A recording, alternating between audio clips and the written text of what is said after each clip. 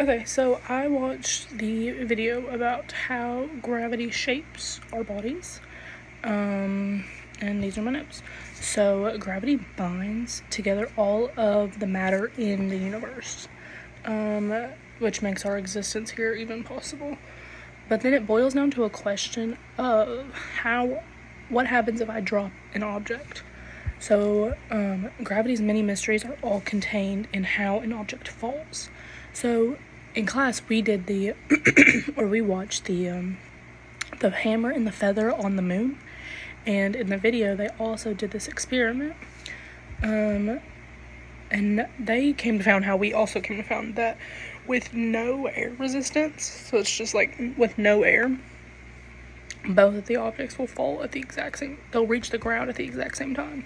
But as we know, on Earth, when you just drop it with whatever, the hammer is heavier, so it does fall quicker with air resistance.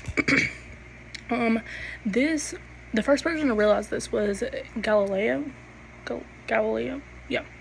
When he was dropping objects off the Leaning Tower of Pisa, which I'm not sure is entirely true, but that's what the video said.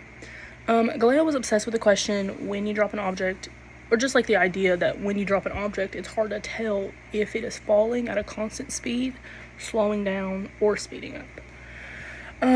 He realized dropping objects from a higher point creates momentum and speed. So that's like kind of like when we did the golf balls in class, and you dropped the golf balls from like lower, like tables right here. You dropped them from here. You dropped them. They fell at the same time because it didn't give them enough. They fell at constant speed because it didn't give them enough momentum, air underneath to fill that up. He then tried to figure out the gravitational force of all of this.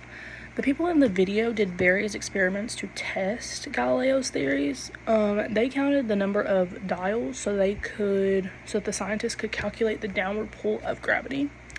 The scientists set up the gravimeter to see the difference in the reading and get a clear read on gravity. So then they tried to see if it got stronger or weaker, and it was clear from their measurements that gravity weakens as you go higher and you get lighter. The next part involved Isaac Newton. I feel like we've been hearing about Isaac Newton for a very long time. He said that all two objects have an attractive force between them. The bigger and closer objects are, the greater gravitational pull. That was what we did in class when we did the worksheet, and we had to the balls were right here or right here, we had to tell. So that was just when they're bigger and closer together, there's less distance and there's more mass, so therefore it increases their gravitational pull. His next experiment involved an apple. When he realized that when an apple fell, it fell straight down, but when he threw it, it went the way he threw it, basically. And then they did the Cavendish experiment, and we talked a little bit about this in class.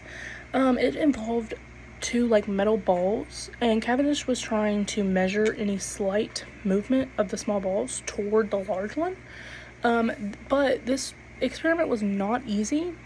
It was incredibly sensitive to any vibrations or winds, or just you really just had to be really careful for it to work.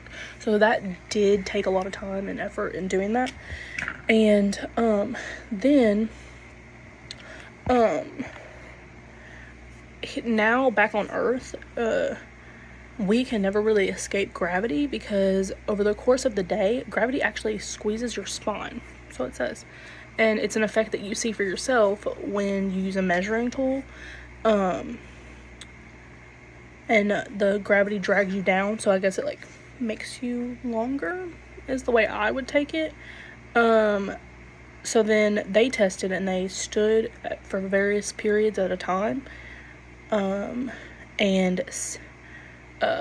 when you stand, gravity is dragging you down, obviously. So they said they were wondering if that would affect their height.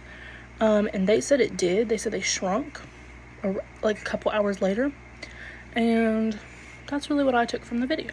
And just that gravity's all around us, and there's a lot of scientists that have been trying to figure it out, and hopefully now we've got a got it figured all out. Thank you.